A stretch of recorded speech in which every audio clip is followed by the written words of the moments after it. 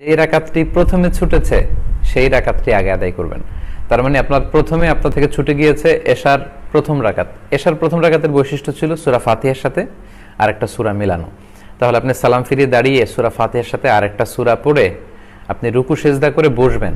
এর কারণ হচ্ছে আপনার তখন 2 রাকাত হয়েছে, আর প্রতি 2 রাকাতের পরেই কিন্তু তাশাহুদের জন্য বসতে হয়। আপনি 2 রাকাত পরে বসে তারপর আপনি তৃতীয় রাকাতের জন্য দাঁড়াবেন।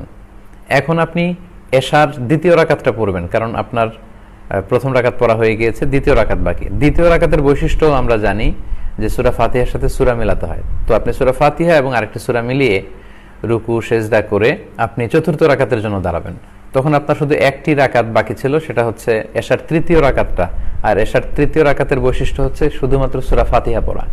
তো আপনার শেষ রাকাতে আপনি শুধুমাত্র সূরা ফাতিহা পড়ে আপনার যখন চতুর্থ রাকাত পূর্ণ হলো রুকু সেজদা করে সালাম ফিরিয়ে সালাত শেষ করবেন। আশা করি বুঝতে